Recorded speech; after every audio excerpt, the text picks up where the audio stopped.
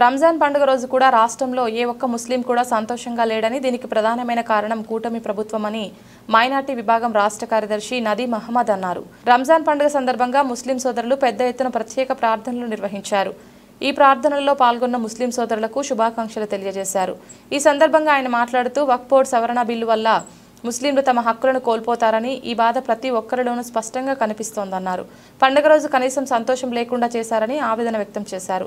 పార్లమెంట్లో ఈ బిల్లును వైఎస్ఆర్ కాంగ్రెస్ పార్టీ ఎంపీలు వ్యతిరేకించారని, కానీ కూటమి ప్రభుత్వం మద్దతు తెలపడం సరైంది కాదని, దీనికి వారు తగిన మూల్యం చెల్లించుకుంటారని ఆచరించారు. అస్సలాము అలైకుం రహమతుల్లాహి బర్కాతు. అందరికీ నమస్కారం. అలాగే మీడియా మిత్రులకు కూడా ఈరోజు పండుగ సందర్భంగా శుభాకాంక్షలు తెలియజేస్తున్నాను. ఈరోజు రంజాన్ ఉపవాసాలు అన్నీ 30 రోజులు అయిన తర్వాత రంజాన్ పండుగ చేసుకునే రోజు.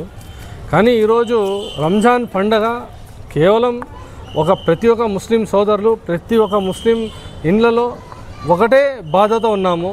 ఈరోజు వక్ఫ్ బోర్డ్ బిల్ ఏదైతే బిల్ ఉందో ఆ బిల్ వ్యతిరేకంగా ఈరోజు ఎందుకు కూటమి ప్రభుత్వం తీసుకొని పోవడం లేదని చెప్పేసి, అలాగే ఆ బిల్ని రిజెక్ట్ చేసి మన ఏదైతే హక్కులు ఉన్నాయో మా హక్కులు తిరిగి వస్తాయని ఒక ఆశతో ఈరోజు పండగ రోజున కూడా చాలా నిరాశగా ఉన్నాం.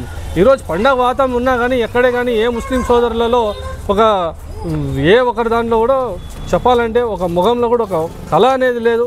ఎందుకంటే ప్రతి ఒక్కరి బాధ ఇదే, ఏం భయ్ ఇలా అయిపోయింది మా వక్ఫ్ బోర్డు పరిస్థితి, బిల్ ఇలా పరిస్థితి ఇదే జరుగుతుంది. కాబట్టి ఈరోజు కూటమి ప్రభుత్వంకి అలాగే ఎన్డీఏ ప్రభుత్వంకి కూడా మేము ముస్లిం సోదరులుగా గట్టిగా మీకు చెప్పేది ఒకటే మాట, మా ఏదైతే హక్కులు ఉన్నాయో దయచేసి మా హక్కులకి కొనసాగించండి.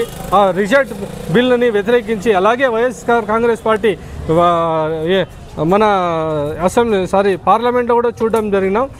మిథున్ రెడ్డి గారు మన వైఎస్ఆర్ కాంగ్రెస్ పార్టీ ఎంపీలు కూడా బిల్లుకి రిజెక్ట్ చేయడం జరిగింది. అలాగే మా జగన్మోహన్ రెడ్డి గారు కూడా ఈ బిల్లుకి వ్యతిరేకంగా ఉన్నారు.